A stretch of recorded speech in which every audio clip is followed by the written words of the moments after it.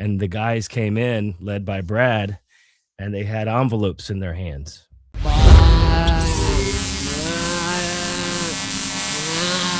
Before we begin, let's thank our great sponsors. And if you want information on how to become one, you can go to jasonbailey.com. Much love to Inspect All Pest Services, because bugs, termites, and critters, they don't belong in your house. Inspect All handles pest control, termite protection, and wildlife removal. Here's the number one reason to use them. One company that does it right the first time. Bonus, they also take care of insulation, pressure washing, and gutter maintenance all across Atlanta. Less calls, less stress, better results. InspectAllServices.com. If life makes you Google lawyer, call the Aurora Law Firm, led by the Mad Dog, Manny Aurora. This Georgia-based team handles criminal defense, white-collar cases, DUI, expungements, and more. Nationwide, number one reason to call the Mad Dog, they know the system and how to beat it. The Aurora Law Firm, because oops needs backup. TheAuroraLawFirm.com. Life gets heavy. Stress, work, relationships, all of it. That's where Ridgeline Counseling can help. Led by Dr. David Markwell and a team of 10 therapists, Ridgeline offers in-person sessions at 3 of his Georgia locations: East Cobb, Marietta, and McKaysville, or virtual visits wherever you're at and most comfortable with. Number one reason to choose Ridgeline, you don't have to do it alone. Ridgeline Counseling. Real help when you need it. MarkwellTherapy.com. Power goes out, not at your house, if you call Alternate Power Solutions. They're a family-owned Generac generator dealer founded in 2012, handling sales, installation, service, and repair for home standby and portable generators across Georgia and Tennessee. Here's the number one reason to use them. You don't pay a dime until the job is done and you're 100% happy. Every customer gets an upgraded warranty, free monitoring with a service contract, flexible financing, and they actually keep generators and parts in stock, plus an A+ rating with the BBB. All you have to do is call 770-853-7571 or visit poweringgeorgia.com for a free home assessment. Use the discount code Bailey for $500 off your entire installation. Alternate Power Solutions, because losing power shouldn't mean losing your mind. Looking for the ultimate wellness boost? Meet Alive Ozone Therapy Spa, Central Florida's first and only ozone therapy spa. From ozone therapy to red light therapy, halo therapy, presso therapy, PEMF grounding mats, and even in-house ozone-infused products, Alive Ozone Therapy Spa's got everything to help you feel amazing, inside and out. Repair, rejuvenate, and restore your body. Here's the number one reason to try Alive Ozone Therapy Spa, because they combine cutting-edge therapies with natural holistic care. Go online to AliveOzoneTherapySpa.com. Use the discount code BS10 for 10% off your services and products. Alive Ozone Therapy Spa, because feeling your best shouldn't be optional. Thanks to all of our sponsors. And with that being said, let's begin the show. I think we should do a podcast about rock and roll. And that's with stories.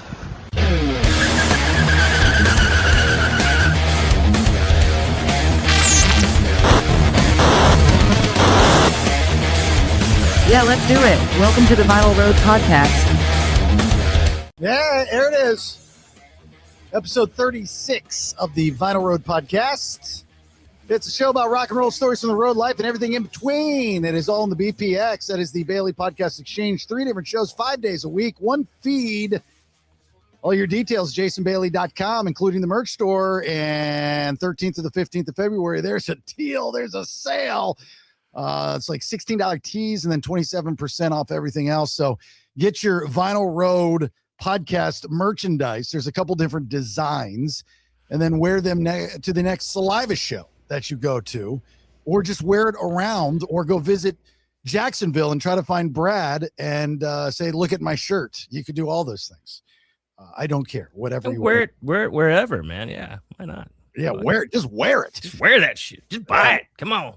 Thanks for being here. My name's Jason Bailey. There's the man himself, Mr. Brad Stewart. Hello, sir. How about you? Good days. Feeling good. A champ. You know what? I've come up with a new saying. Today was better than yesterday, but I still haven't gotten where I need to get to. This is like a bumper sticker. Maybe song Forrest Gump this thing, dude. Can you make a song about it? What do you mean? Shit happens.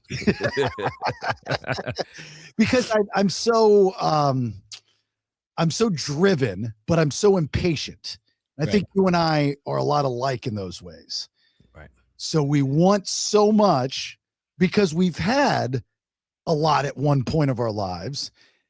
And we want to achieve that again, just in maybe a different fashion. And it's just not coming fast enough. And I don't think that the age thing is working for us. So we get impatient and we get frustrated and we get angry. So every once in a while, I know I have to take a breath and say, hey, look, today was better than yesterday. We got a new member to a live ozone therapy spa. I gave a presentation this morning in front of a packed house. All right. And yeah. so today was a good day. It was better than yesterday, but I'm still not where I need to be, which means that little stress. That's motivational shit right there. The bro. day's not over yet, though. Yeah, I know. That's what I'm saying. You never know what's going to happen. I made shit. I mean, I just listen to this. So I got an email. Don't get too excited about this. Because I don't know what he wants. But I got an email from a representative for a podcast network. And they're pretty big. They've got some pretty big shows on there. And he reached out to me and just wants to have a conversation. So I don't know if it's one of those fluff conversations. I know the company. I want to say I've dealt with the company before, but I'm not quite sure. But I thought it was interesting, and I'm curious to, like what podcasts, but I know how it works, and I don't think it'll work with the structure that I do on the BPX, unfortunately. But we'll see. Well, we could go rogue, just vinyl road style, and do it maybe that way, to just separate it and see what happens that way. That way, it's you still keep everything you're doing on the BPX, and maybe this person could take us to new heights. And get some sponsors of just for this show of our own, just spitballing. Yeah, it's not quite how it works. It's all not to bore people, but it's all within an RPM structure. Okay. Which is extremely beneficial for them.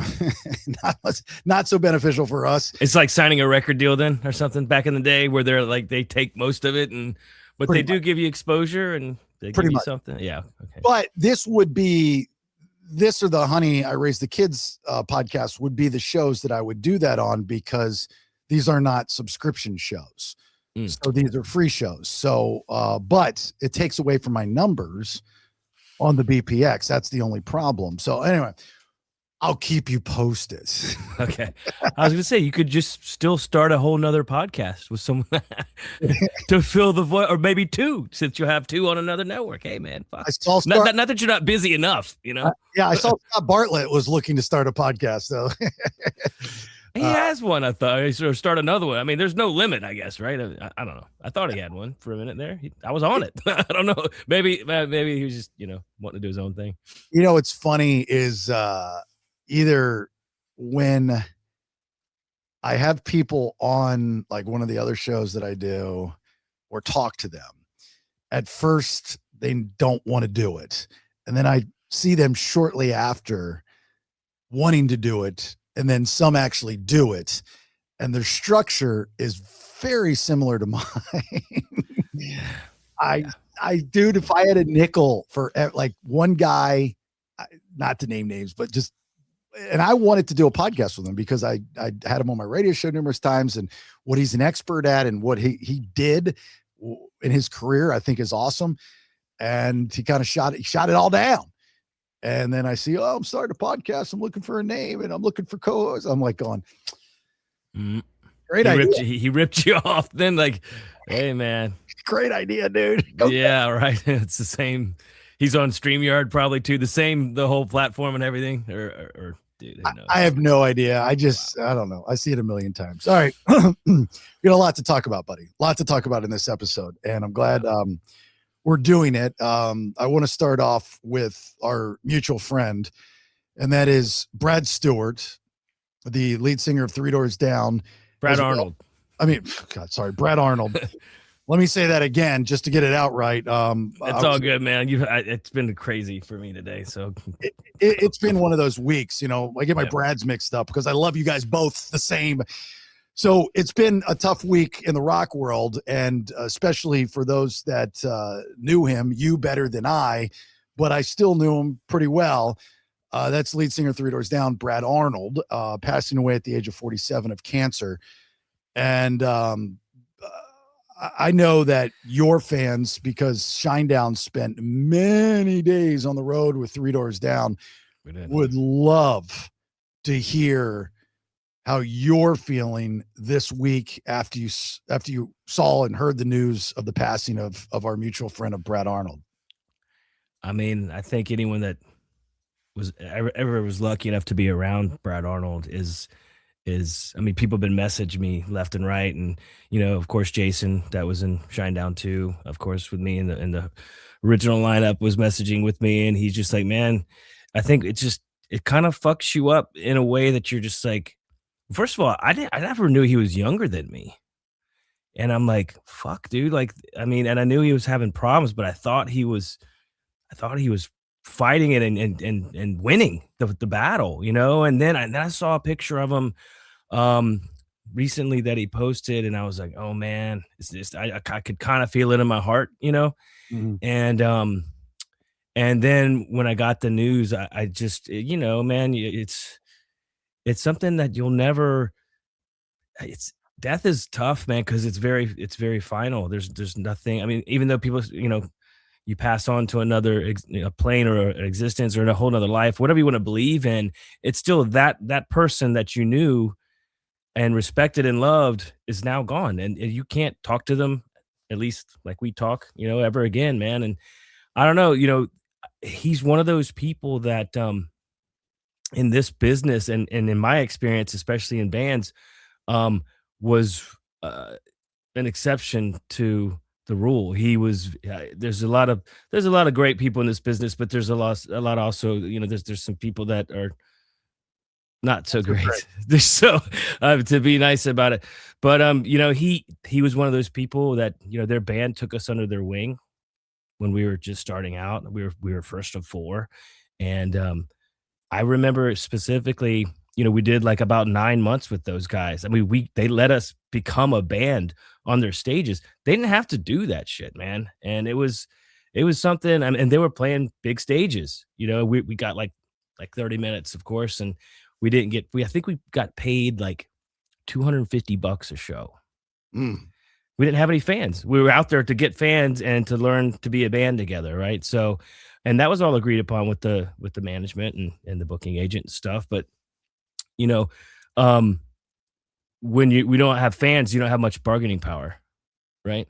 Mm-hmm. So remember at the end of that touring that we did with them, for that part of it, at least for Leave a Whisper, we'd played a show, I think in Mississippi, if I'm not mistaken, and the guys came in led by Brad, and they had envelopes in their hands. And they handed us each an envelope, and they were like, man, you guys have been out here fucking grinding with us on this tour. And they were like, we know you're not getting paid. We know it's a tour support thing with the label, and they're barely paying for your crew and your gas and your bus and shit like that. And that's all, of course, recoupable. So we're just going further in the hole of debt, right? So they know this, and they took their own money and gave us each a envelope full of cash. I'm not going to say how much it was, but we were stoked because I mean, needless to say, I mean, and they were just like, you guys have done all this out here with us, and you haven't fucking complained, and you do it, and you do it with a smile. You go to merch, and when you're not supposed to be at merch anymore, you leave merch. It's just they were just very just genuine Southern boys, man, and they gave us a chance to really become a band. And Brad, especially Brad and Chris, are really the only ones left in the band. Of course, I mean, Maddie passed. Todd had his issues. But that story, Brad, summarizes Brad Arnold and Three Doors Down. It really does, man. They didn't have to give us their money, dude. They didn't have to give us anything. They didn't even have to give us the shows. It was just like they hung with us, man. I mean, they didn't have to do any of that shit, and it was one of those things where Great story. That's a great, bro. We were it just hits you in the guts, man. You're like, dude, like that's what I was saying. Like, there's some people that do things out because they're kind people, and they're like, they want you to succeed, and they want to help you out, So yeah, I'm like, we could finish this podcast right now. Like, and I'd be content. That, like, I've cried over Brad. Like, and it's goofy because I'm the dumb radio guy, right? And all radio people say that they're friends with the musicians because that's what radio people do. And the business doesn't quite work like that. I mean, occasionally like, we're friends, right? But occasionally you become friends with somebody. But for the most part, I mean, let's be honest. It's promotion. It's gimmick. It's business. Fake. It's business. Yeah. It's business. Yeah. You know, you're nice. I'm nice. Let's be nice to each other. When I see you, we're friends. Thanks for the promotion. You get your content. You look cool. You know me. We're friendly. Your audience thinks you're cool. See you in a year. I mean, that's how it works. Yeah. Radio people don't quite subscribe to that. You know, radio, I mean, I guess the longer you're in the business, you understand how it works. But when you're young in the business, you become a mark, you know?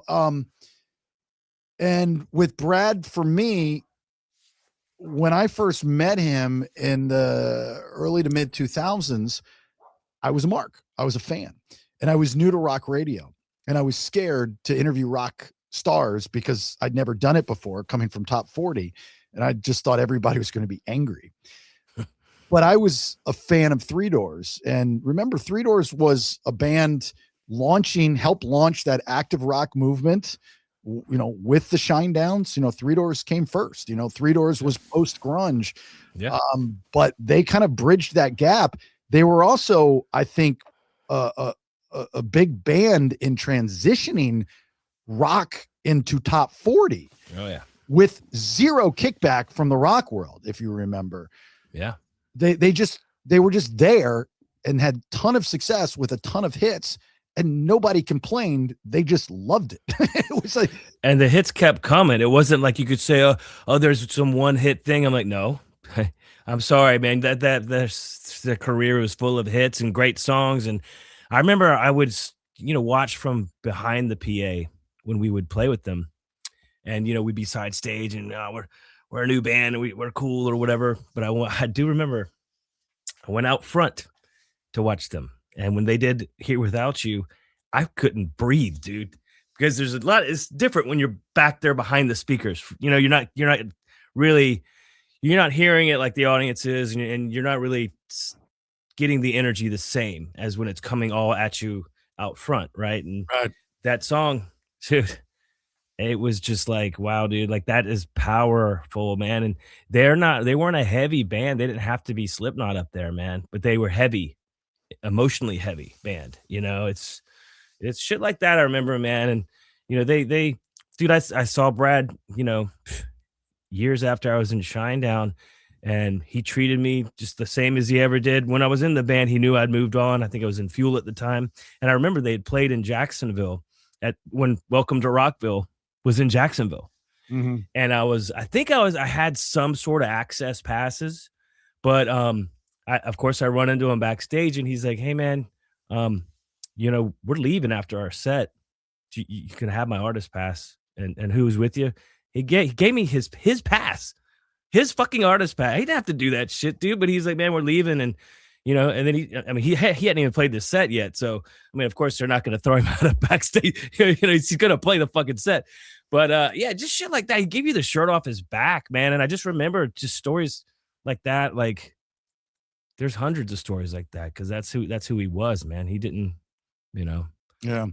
I don't want to repeat myself again on this show.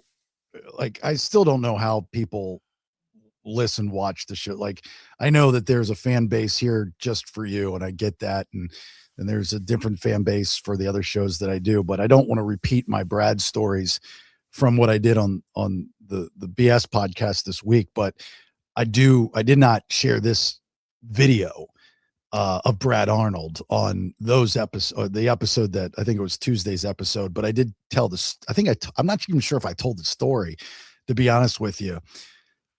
You'll like this one because there's a cool video that goes along with it. And I've got the clip to play. This was like 2007. And I was actually doing radio in Tampa. Actually, I was doing a morning show in Tampa at 98 Rock. And the show was simulcast back to Orlando, my old spot and afternoons on Mm. JRR. Mhm. And I had just developed a relationship with Bret Michaels of Poison, just like a year or two prior. And it was that transition of Bret Michaels' Rock of Love, where he's becoming mainstream and accepted, and rock radio was opened up. It wasn't so compartmentalized of like, oh, we don't play 80s rock. We're not playing those hair band. You know, it was becoming a different world. Yeah.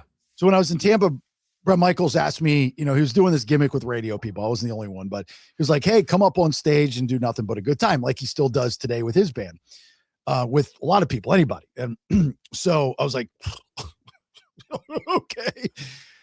Let me tell you folks something that are watching this. It is hard to be a rock star. Okay. I mean, I don't care if you're the lead singer. I don't care if you're the bassist. I don't care if you're the drummer. I don't care if you're the guitarist.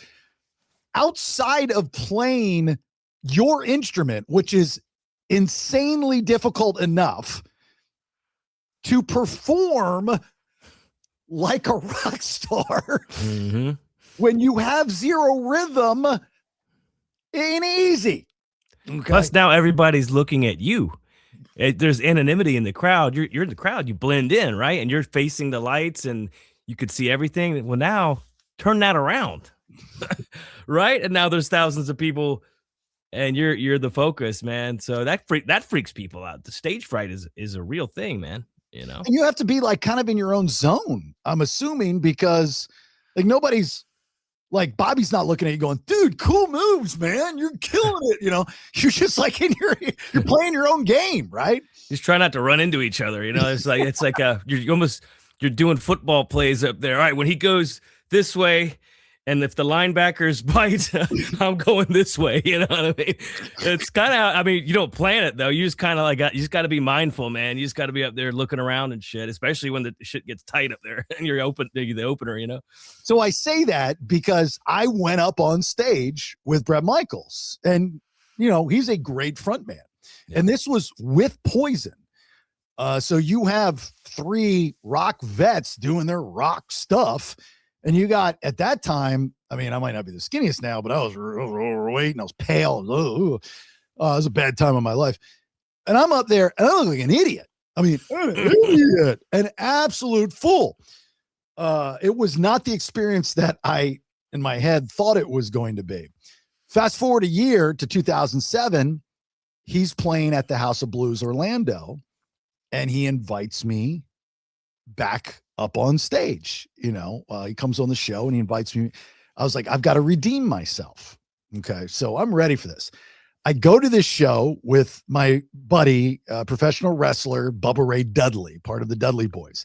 And he was real big at that time. Okay. And this is a large man. I mean, we're talking like 350. I mean, he's a big wrestler. Wow. And so it's time to do nothing but a good time and close out the show.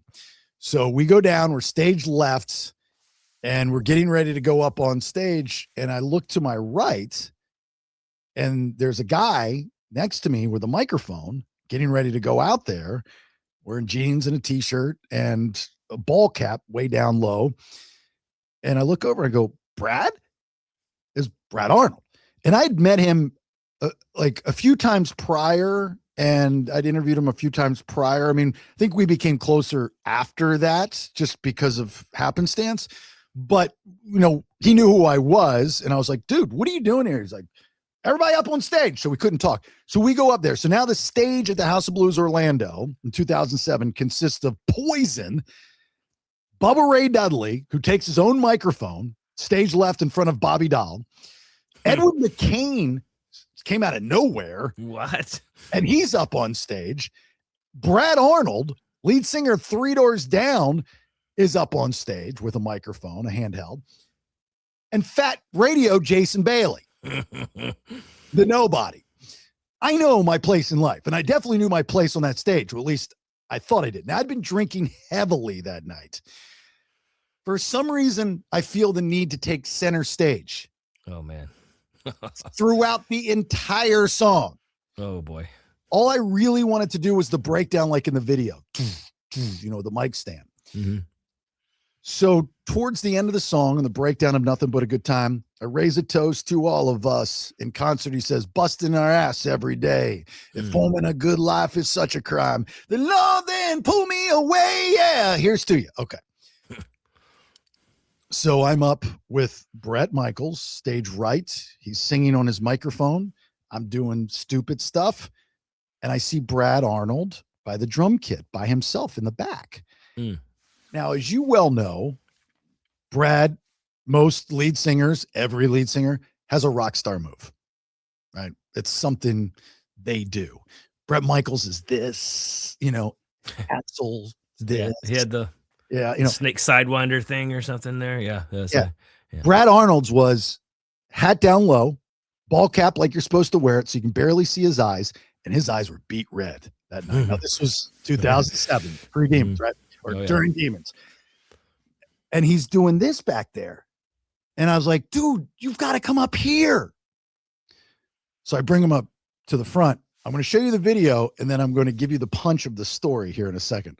I've got this. He would do this move too. Like he's had like side to side with the mic shake, almost like he's like a maraca or something. It's grainy 2007 camcorder, I believe, footage of the night at the House of Blues, 2007. Let's see it. Poison, Brad Arnold, Bubba Ray Dudley, Edwin McCain, and Fat Radio Jason. Here we go.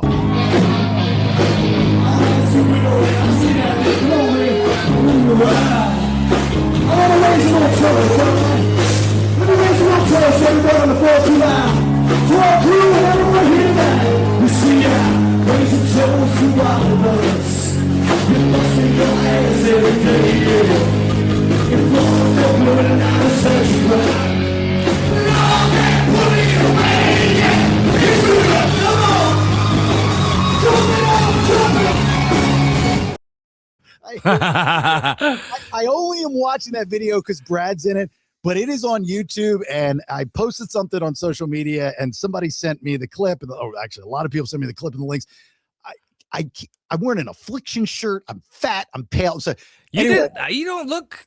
I was like trying to figure out. Then you go back there and remove him from the drum kit, basically. Like, no, you're coming up here with me. Which, of course, he was a drummer, so he never really. That's why he's so humble. He was so humble too, man. Like, well, hold on. Go ahead. Keep going. Yeah, the punch of the story is he was dead miking it. He didn't know the words, right? He didn't know the words, and I was so disappointed that he didn't know the words. So every time after that, when I would have him on my radio shows, to gimmick it out, I would bring that up. I just thought that was funny. I'm like, in my head, I couldn't fathom how anybody, especially a lead singer of a band, he didn't know the word. Now, maybe he did and he just wasn't singing or something, but you can see on the video that I'm the one screaming in the microphone and he was not. Maybe he wanted you to have your moment. He's very giving. I mean, he was a good dude, man. Anyway. Wow, that's I love that House of Blues, man. That's a good memory, man. At least you got to share some of those times with him. And I mean, for him too, you have to imagine if his eyes were red, if you were that hammered, I mean, he was probably like, maybe he was just high and he didn't want to fuck the words up and go in infamy fucking the words up, right? Or something. I mean, maybe. Yeah, man. Oh, dude, I like playing that one though. That's a good one. Shinedown, that was one of our home. It was like our home gig away, home venue away from home. Oh, yeah. That House of Blues. We played that one a time or 10, 20, 50. 100. It was, I mean, all the years are running together now, but it was like in those years, every time I would see you guys in Shinedown, you'd be with Three Doors Down. And then, dude, I mean, actually, the first record cycle, absolutely. Second record cycle, S&M, we started that tour out touring with Three Doors Down. They were already out doing their thing. And this time though, we moved up the food chain, so to speak. We'd almost sold a platinum record. We had some hits on the radio.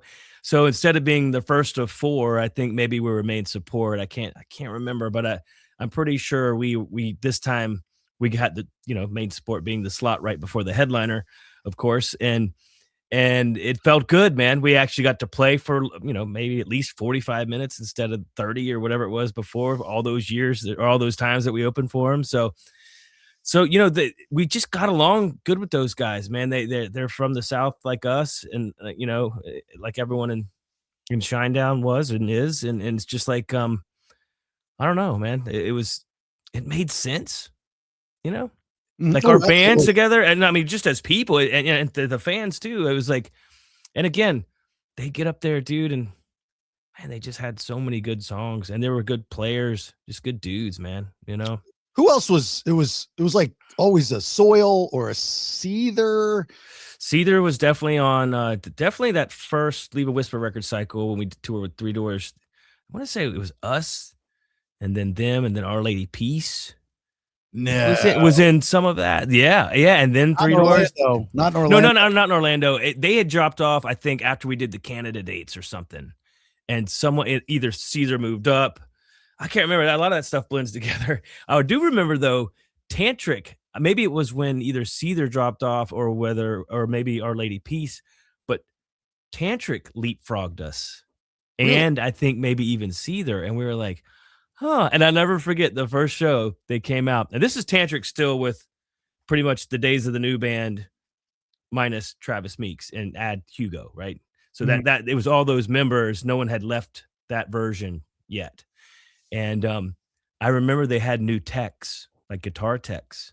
So they get up there, and we like the Tantric guys, of course. We had some shows with them, good times. Still love Hugo, love all those guys.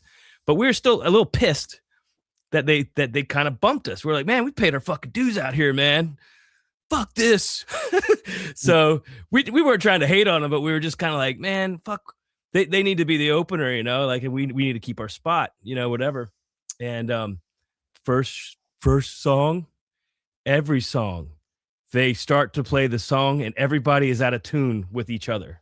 Oh no. Their techs got the tunings wrong, or something. One of their tuners was it wasn't calibrated properly. So we're sitting there watching them and we're scratching our heads. We're like, what is this? What's happening here? And then they got off stage and they were livid, man. They're embarrassed. It's fucking embarrassing. You're up there in front of all those people and you can't even play the song because every time they had to stop the song to tune. That Wow. sucks, bro. That's fucking tough, man. So needless to say, they got it worked out by the second show, but we were just like, we were just kind of like, man, see, it should have been us, man. It's No, like but the, then we became good friends with them and whatever. it's like the Wonders, right? Where the drum kit falls over. Yeah, it's just a comedy of errors on stage, like fucking gremlins up there, dude. Like, hey, you can't escape it. It's in the air or something, man. The spirits. I hope, and I've got faith that next year's Grammys will not omit Brad Arnold of Three Doors Down, Dude, if they do, I will never fucking watch that show again, man. Fuck. for their in memoriam, because this past Grammys, let's not forget, Mm-hmm. they left out Sam from Biscuit and Brent from Mastodon, They did. in which Mastodon was a Grammy darling. I mean, for heavy metal, you didn't see it on TV. I mean, maybe if you watched and you blinked, you might have missed it. But I believe Mastodon was nominated, if not won, some Grammys in the heavy metal category. Oh yeah. They're Yeah. a badass fucking band. Do you ever see them do I think they did Alice in Chains again from the self-titled record, the third one. Dude, just fucking tough, man. They're bad. It's a fucking great version. But no, when Wayne passed, there was no mention of Wayne, at least in the televised part. Now, maybe they mentioned him in the online thing that no one goes to or gives a fuck about. But I'm just kind of like, we're pissed. And actually, the former manager of Saliva, one of the former managers of Saliva, was like lobbied the Grammys to make sure he was mentioned. They still didn't mention him. Wow. Yeah, I'm like, what the fuck is wrong with you people, man? Like this is, ugh. But Don't they get have me no, started. Don't get me started with this shit, bro. they have no problem mentioning, the receptionist for the assistant of the Yeah. brother who knew the executive at the label from 1956. Yeah, exactly. That's what sucks, man. I mean, and then that's how far fucking rock music, I guess, has fallen from off their radar. I mean, you saw it though. Youngblood said it. He said, "Hey, man, rock music's back. We're coming for you." Mm. We'll see, man. I mean, talk about like, and I know we talked about this last episode, but they gave him the Grammy, but of course it wasn't on one of his own songs. Right. So Yeah. whatever. Don't even. I mean, dude. I don't know if I believe that. I think that one of the things, you've got to be bigger than big. And I say this about everything. It's got to be the story that goes along with it. So like the Super Bowl, people aren't talking about the game, they're talking about the halftime show. I think that with celebrities, movies, artists, anything in that art entertainment category, there has to be something else, a storyline that goes along with it. Yeah. And in the rock world, the story had always been that it's the rebellious genre of music. It's the music your parents don't want you to listen to. It's ultra conservatives going to court saying that the devil, if you play it backwards, is talking in your songs. I mean, there was a story that went along. You had characters like Ozzy Osbourne biting the heads off bats, peeing on stage, doing things against the grain, willing to go to jail because cancel culture did not exist. Now, what makes the artist bigger than the artist is the society we live in. And it's not necessarily going against the grain. It's agreeing with the vocal minority, if you know what I mean. So I don't agree with the rock is back thing. I don't know if rock will ever come back. I don't know. I think everything like ebbs and flows and has ups and downs. And I think, we've definitely already hit rock bottom as far as rockers go. So I'm seeing it kind of go. And when I see, like I said, when my kid's picking up a guitar and he's learning Nirvana songs, that's when I start seeing it.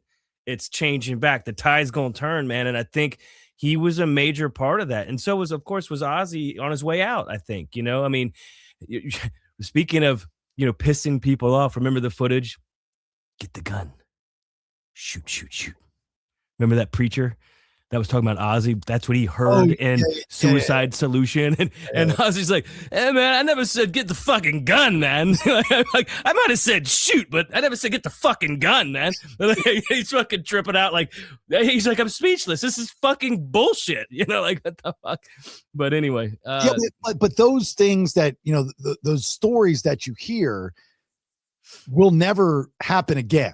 Like, can you I don't know, dude. There's some fucking crazy people out there that are in rock just because they're not getting the attention, man.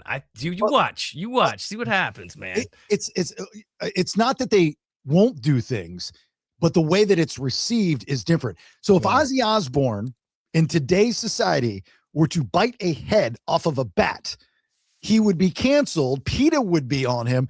He'd be protested. And, blah, blah, blah, blah, blah, blah. He got a lot of shit for that back then, though, too. But you're right. It would be much worse, of course.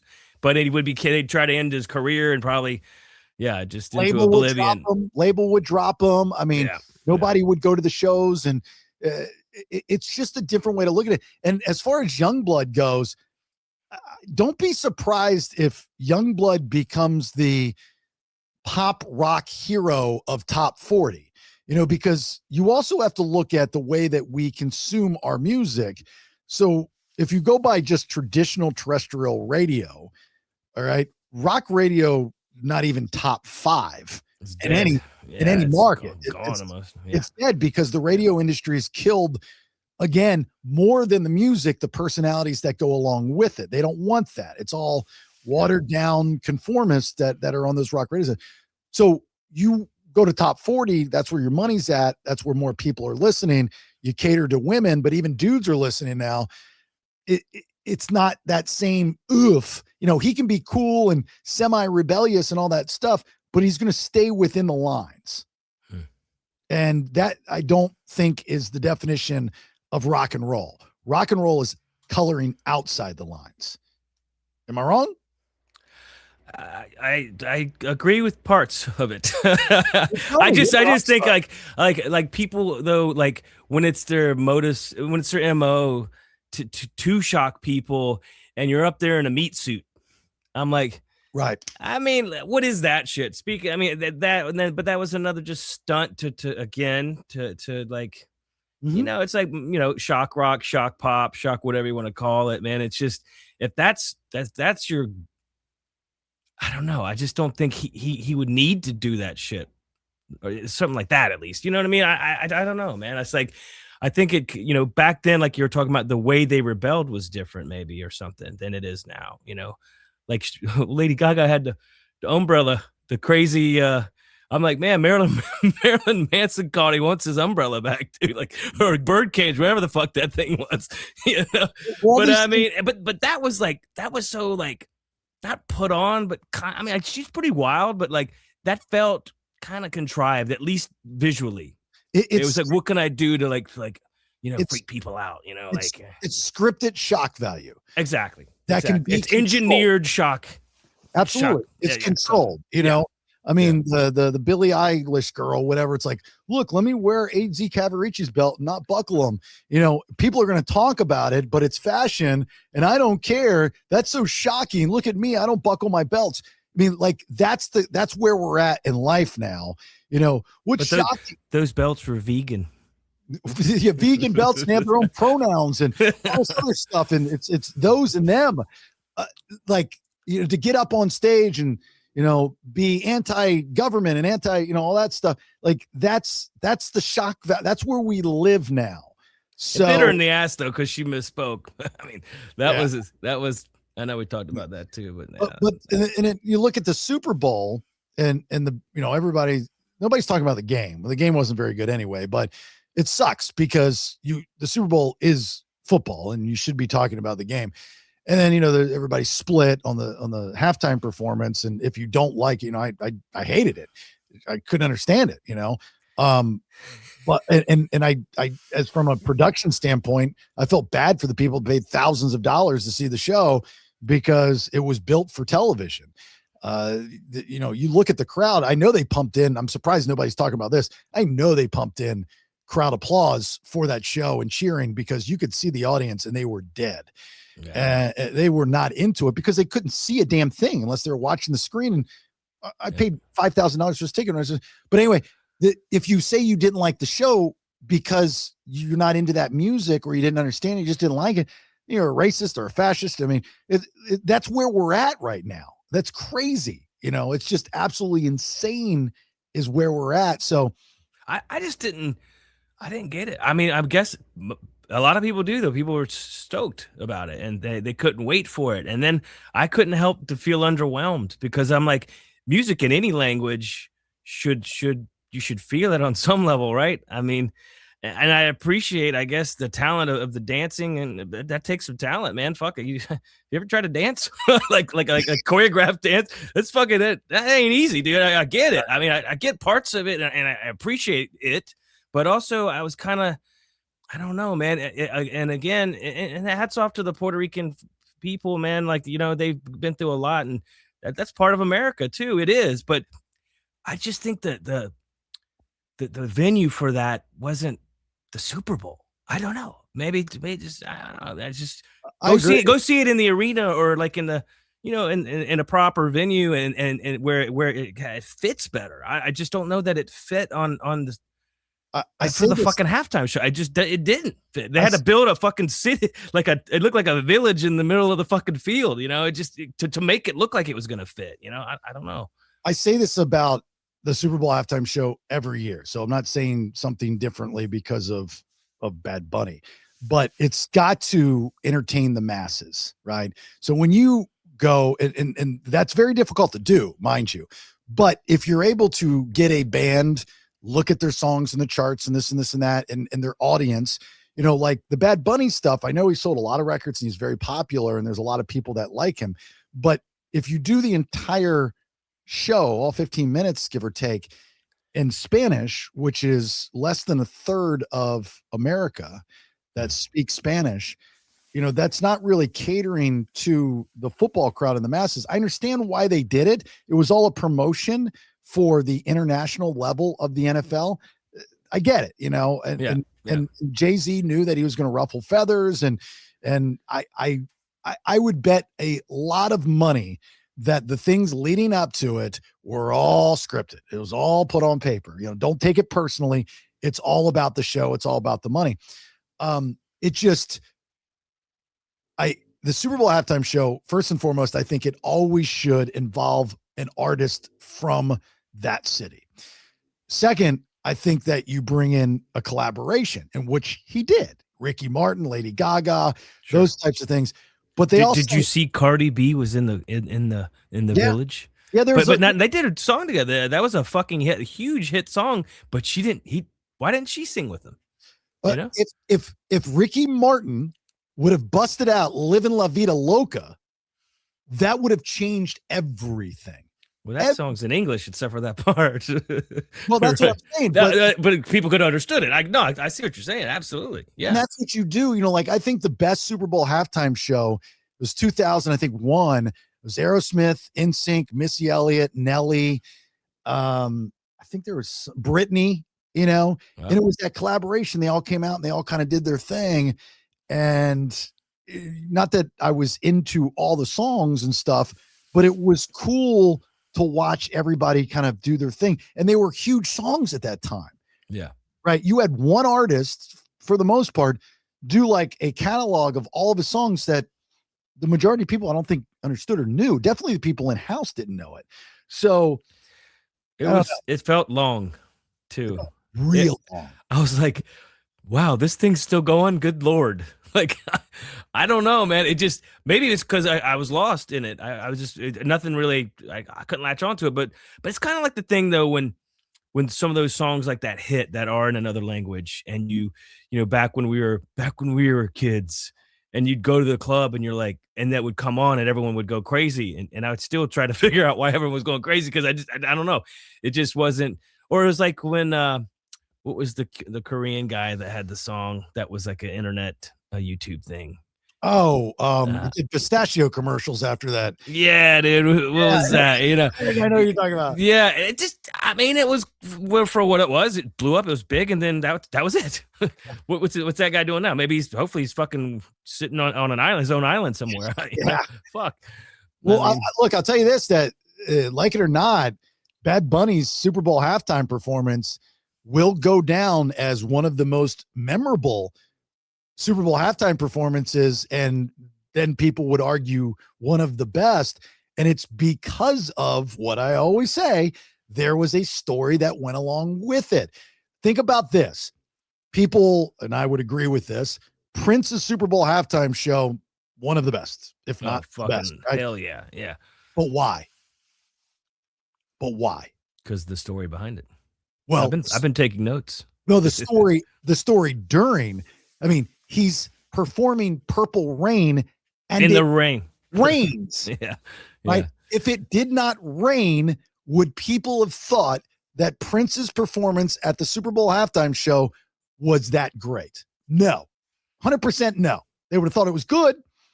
Prince fans would have loved it. You got to respect it. It's Prince. Do you think they seeded the clouds? Hey, I don't know. Sounds like a conspiracy to me, yo. Right?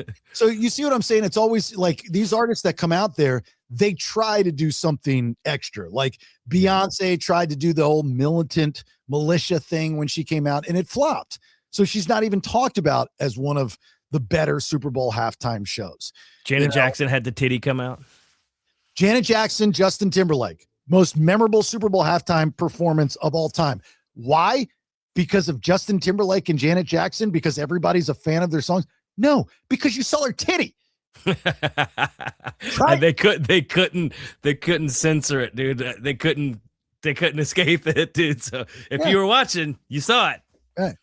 And that puts you on the map as memorable. You have to do something that stands out. They even had a term for it planned out. It was a wardrobe malfunction. Yeah, right. It was a planned wardrobe malfunction, I'm pretty sure. Come on, man.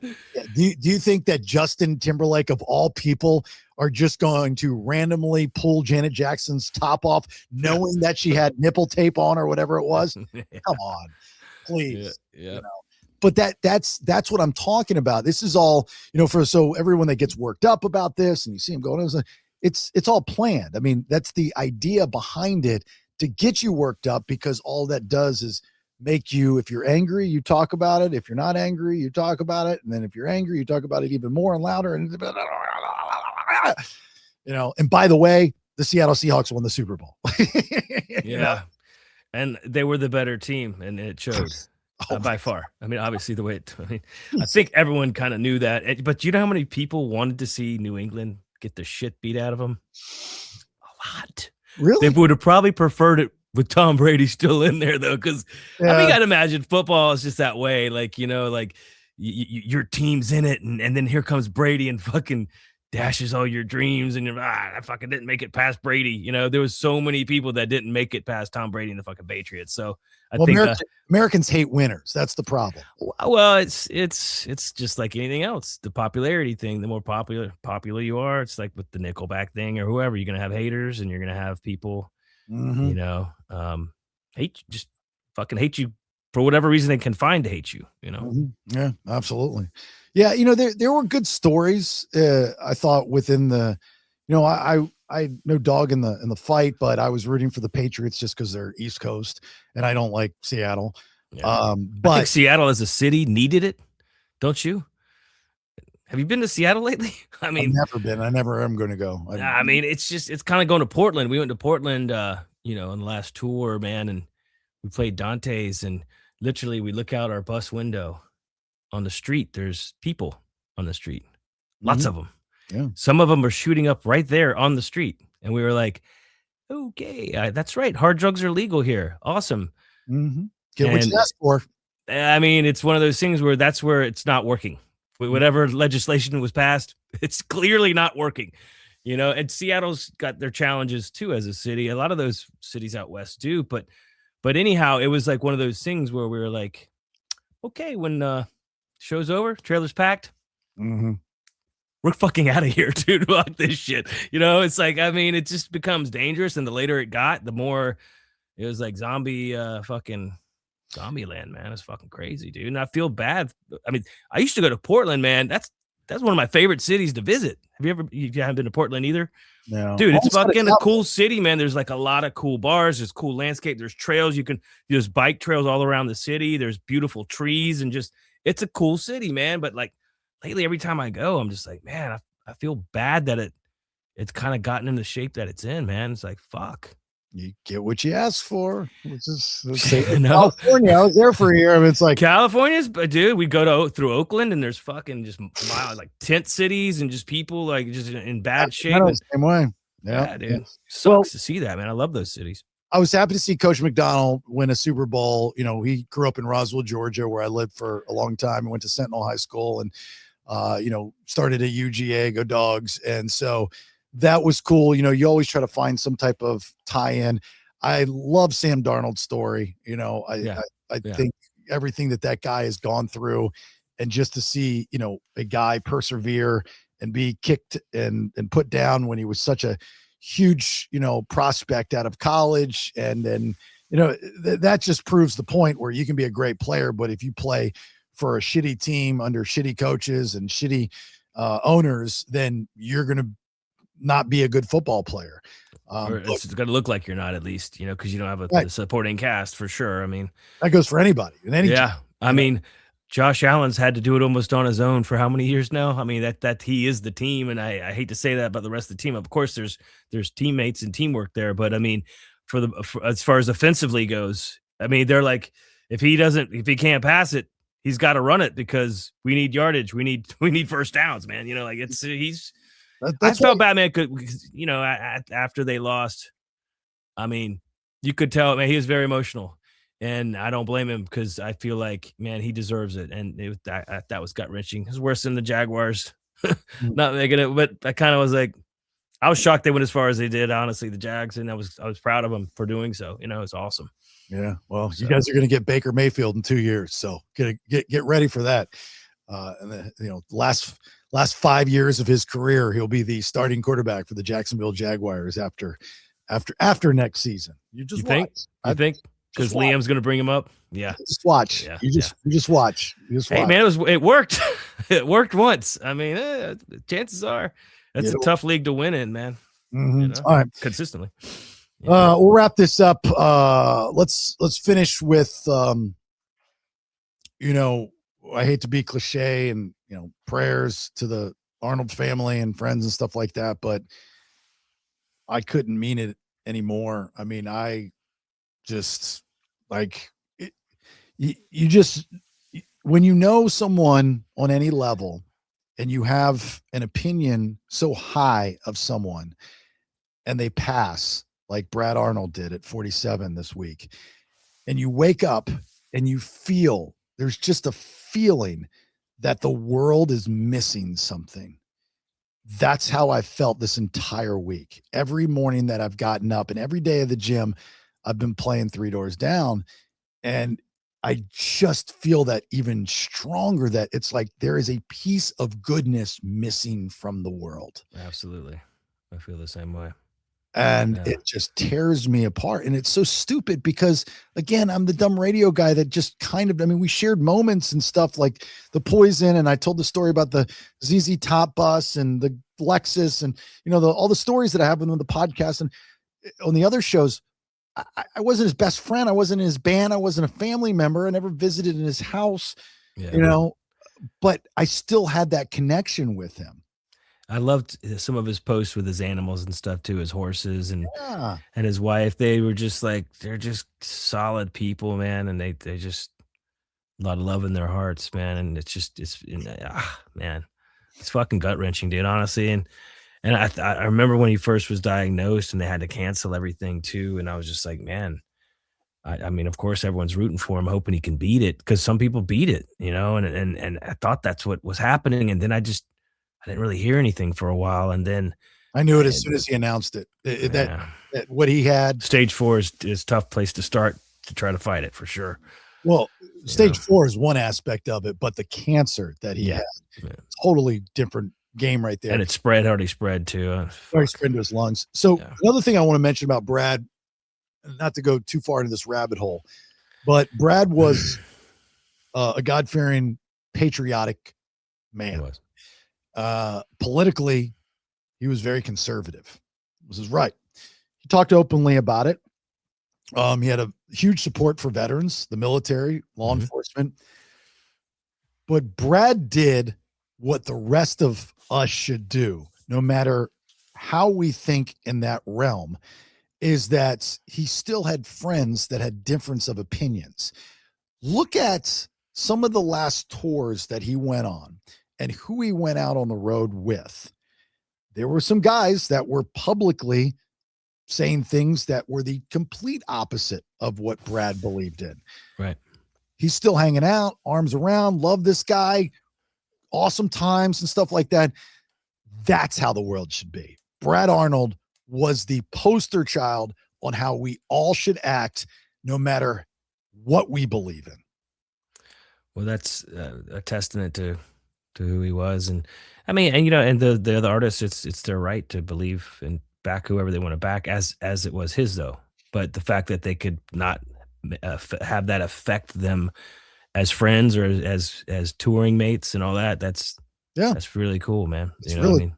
yeah. Anyway, I could never see him though, like debating some shit like that with somebody. He would just be like, look, man, you believe what you do, and I'm over here, whatever. It's I would never even see him even try that with somebody. I don't know, man. I in that Brad way where, he kind of shrugs his shoulders and he turns away. I think he just shut it down like that. I don't know. He would be like, hey, come on. He just wasn't confrontational. I just wouldn't see him taking that bait. But you wouldn't get a resolution either. You say so, he'd be like, oh, I don't think he'd back down though either if he was cornered on it either. And absolutely, he's a fighter, man. I mean, Yeah. So, all right, let's any saliva news. Wrapping this up. Man, there's some more dates coming in. We're supposed to get some more dates in June. There's still the ones in Texas coming up, March, April. Of course, we got Rockville in May. We got Sonic Temple the following week. I haven't seen The Louder Than Life. Is that out yet? I don't know. I don't think we're on Incarceration, and I definitely don't think that Aftershock lineup has come out yet. That's usually later in the I don't year. think it So is either. Yeah. yeah, so still there's some co-headlining things that are in the works. There's some music being written. There's things happening, man. It's it's I mean, honestly, this time of year is like not ideal for touring. It's cold Right. as fuck. People are not going out. They're staying in. You know what I mean? And once April hits, that's usually when it's almost like April to September is just like peak, you know. I So don't I don't understand the touring business. I don't understand why it's difficult and I forget who I said this to. It was one of the guests that we had on, but maybe it was Will Martin of Earshot. But it's like before you put together a tour, come up with a concept. Like it's the 20th anniversary of, or it's yeah, yeah. Brad's birthday bash tour, just something that people can wrap their head around to be excited about. And then with your concept, you put a tour together around that. You get 2 other bands, which I don't see why that would be difficult to do. And then you book whatever gigs, 20, 30 dates across the country under the concept, because now those establishments are buying the concept with the bands versus buying the band with the concept. Am I crazy? We've done tours, of course, like 20th anniversary, 25th is coming up, I think. So it's no, not 25th. I meant 20th for Back Into Your System. But anyway, those things are a great thing to some bands will do the record front to back, or whatever. I mean, of course, those are great things to market it with and to tour on it. I mean, we were more looking to support a bit more and play bigger shows instead of, doing like a co-headlining or just a headlining thing, doing the smaller rooms. Well, Unfortunately, we don't pack them in everywhere we go. I mean, bands have stronger markets than others. Even the big bands. I mean, not every show's going to be a sellout or the big room in town. It just unfortunately it kind of it's up and down, man. I don't know if you heard the news, but I heard there's an opening or 2 on the Rock the Country tour. I no comment. If that's the offer to the band and the decision that gets made, then hey man, that'd be 8 more shows on the old roster for the year, man. I don't think I would. Can you believe that Shinedown pulled out? Man, it's an odd situation, but Creed quietly pulled out too. There's a lot of people pulled out of there, and I'm not surprised. I mean, it's kind of the state we're in, of not only politically, but the way musicians are sort of navigating that within their own realms, and it's obviously something that they felt strongly about as an organization. And I know Barry came on and told us what his vote was going to be, and some might say that even started it. That could have, I mean, I don't know if we could take the blame or the credit for that, but I mean, it definitely made people think about it, I guess, enough for it to be. Was not the reason. I mean, that was not the intention by no stretch of the imagination. Hell no, dude. We're just trying to talk about fucking old band stories and shit, and that just happened to be part of the news of the day. I would love to have been a fly on the wall when that decision was made. Man, obviously they probably, it took a while for it to be made. So I imagine they probably went round and round about it. And then, with Brent's mom's passing, maybe he was just like, fuck this, man. I got enough shit. I don't need any more shit. I don't know. I don't know how the decision was made, but it was definitely. Maybe you know more than me, but I would say the opposite. I don't think it took much time to make that decision at all. I think it was a couple weeks, wasn't it? I mean, since the time the episode aired, and I don't know if it was a couple weeks, but it was not long after the episode and the backlash of the episode. And who knows if the decision was made and they just sat on it, because now they've wiped out their social media, like their Instagram, they've wiped it out. So something within that band is happening, the band Shinedown, I don't know what it is. I'm hearing chirps and rumors from different people. So, I mean, I don't know. I saw Brad posted about Brad Arnold, and it was a beautiful, beautiful post. I cried. I mean, I remember that story. I remember him saying that to us about the video shoot. We was talking about 45, and we laughed about it. We were like, man, fuck, he's right. Because we experienced it. And we were like, and then we did the Save Me video, and that one was like $300,000. And I was like, there's fucking motorcycles. We're out in the middle of like, it looks like Cambodia or something, but it was in Orlando. But they actually shot the scenes from either Apocalypse Now or what was the next one with Charlie Sheen? Not Martin Sheen. It was oh fuck, what was it? You know what I'm talking about? Platoon, yes, yeah. It was either Platoon or Apocalypse Now or both. There's some scenes shot out, then they brought in like some jungle foliage and shit. But yeah, that was expensive. That was pricey. That was expensive. One fucking video, man. $300,000. You could make a fucking James Cameron Avatar video these days with that. Yeah, for a video. I mean, that's a lot of money these days. All right. So all Saliva News, saliva.com, of course. Make sure you're following all of us on social media. Our personal social media is the Saliva social media, the show's social media at the Vinyl Road Podcast on Instagram. And again, shameless plug for those that don't listen to the other episodes. Like, it's a channel, it's a feed, as they call it, like on Spotify. That's where you get all the videos, the video shows on Spotify. I know this is also on YouTube, but I do 3 different shows 5 days a week. So if you're interested in more content, on Mondays, I release an episode with my wife called Honey, I Raised the Kids. It's about us becoming empty nesters and starting our second life. It's a fun for the whole family show. And then Tuesday, Wednesday, Thursday, it's the BS. That's the Bailey Show. It's more like what my radio show was. A little bit edgy. It's a guy show that women love to listen to. I always say Tuesdays and Thursdays are just for subscribers. So if that's your thing and you want content all throughout the week, even the subscription episodes, jasonbailey.com, and you can get all the information there. Don't forget, the sale for the merchandise is going on. Make sure you go to jasonbailey.com in the merch store that ends on the 15th of February. So you can get your $16 tees and 27% off on that stuff. So with that being said, Mr. Brett, do you have anything before we get out?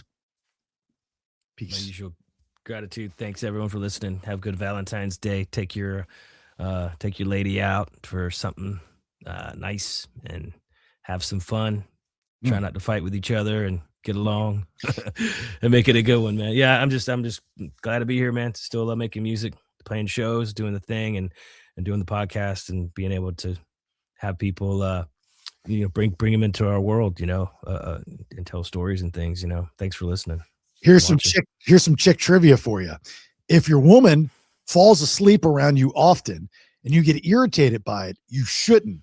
When women fall asleep and men fall asleep with women, both sexes, that means you have much love for the other person, and your body, because it's so comfortable with that person and all the chemicals and all that stuff going on, it puts you to sleep because you're at ease. So when your significant other falls asleep around you often, that is actually a sign of love. Oh. Yeah. Okay. And also have sex with your wife twice a week. It helps them out. And you should ejaculate 21 times a month to help fight prostate cancer. All this stuff I learned on Instagram. Really? Full of information. That's amazing. Got to clean the old gun 21 times, huh? 21 guns. That's a good goal to have. Hey, yo. All right, look, have yourself a great day for the rest of your day. Thanks for the support. If you're going to be doing some drinking, I understand. I get it. If you've had too much to drink, please do not get behind the wheel of a car. I've lost way too many friends like that. Do not want to see that happen to you. And sure, the shit don't be posted on social media, or you will lose a lot of friends like that. We'll talk to you soon. And boys, we should do a podcast about rock and roll. I got some stories. That's it for this episode. Check out jasonbailey.com for more shows. Until next time. Boo, bah, bah, 21 gun salute. 21 times, man. I'm close. 3 different shows, 5 days a week, 1 feed, details, and to subscribe, jasonbailey.com.